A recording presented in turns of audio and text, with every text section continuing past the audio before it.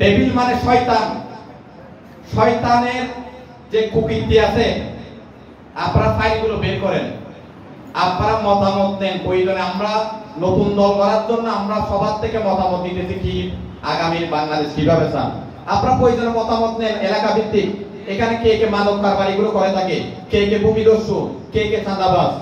কিন্তু আমরা দেখতেছি কি 2017 সালে 18 সালে কেউ কোথাও গেছে, কোনো প্রোগ্রামে গেছে, একটা ছবি দেখাচ্ছে, ছবি দেখে বলে যে এখানে কর্মী।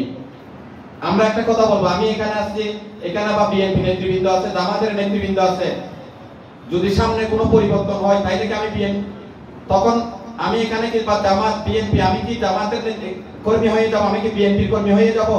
আপনারা যে অপরাধীকে আপনারা গ্রেফতার করতেছেন তার কুকীর্তিগুলো নেন, সে কি কাজে জড়িত, কি অবৈধ কাজে জড়িত, কি অপরাধে জড়িত, এর আঙ্গিকে তাদের বিরুদ্ধে ব্যবস্থা নেন, শুধু ছবি দেখে নয়।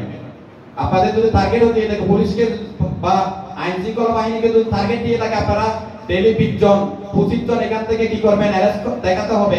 তাই না? আপনি যদি না পান, যদি এখানে অপরাধী না পান, গ্রেফতার না করেন, তবুও যাতে এখানে নিরীহ কোনো ব্যক্তি যাতে হয়রানির শিকার না হয়। আর পাশাপাশি আমি এখানে অনেকেই রাজনীতি নেতৃবৃন্দ, আমাদের ছাত্র প্রতিনিধিদের থেকেও এর আগে আমার সাথে বেশ কয়েকবার যোগাযোগ করেছে। আমি আমাদের ডিসি স্যার যেহেতু এখানে আসছে, ওনার মুখ থেকে এই ঘোষণাটা শুনতে চাই। আমরা এখানে কর্ণফুলীবাসী যারা আছে তারা, এখানে একটা সরকারি কলেজ নাই, চৌধুরী একটা কলেজ আছে, তো এটার প্রেক্ষিতে একটা দাবি উঠছিল এটা সরকারি কলেজ হিসেবে রূপান্তরিত করার জন্য। আর পাশাপাশি এখানে সরকারি স্কুলও নাই। তো আমরা ডিসি ম্যাম থেকে এই দাবিটা রাখতেই পারি যে ওনার যে এখানে দায়িত্ব পালন করতেছে চট্টগ্রামে, ওনার দায়িত্ব পালনকে বা এখানে আসছে উনি স্মরণীয়, আমাদেরকে সৌভাগ্যবান করেছে। উনি ওনার দায়িত্ব কালীন সময়ের মধ্যে এখানে যে একটা সরকারি কলেজ বা সরকারি স্কুলের প্রক্রিয়া, এটাকে যথাযথভাবে বাস্তবায়ন করে আমাদেরকে আরো সৌভাগ্যবান করবেন বলে আমি আশা করি। এই ঘোষণাটা আশা করি ডিসি ম্যাম এখান থেকেই দিবেন। পাশাপাশি এখানে কর্ণফুলীবাসী যারা ছাত্র জনতা আছে, আমরা সকলেই চাই যে আগামীর একটি নতুন স্বপ্নের বাংলাদেশ চাই। আমরা একটা আগামী সুশৃঙ্খল সমৃদ্ধ কর্ণফুলী চাই।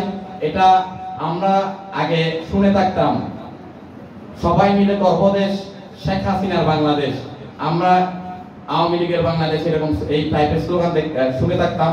তো এখন সবাই মিলে গর্বদেশ স্বপ্নের বাংলাদেশ, আমাদের এই বাংলাদেশটা হচ্ছে আমাদের সকলের।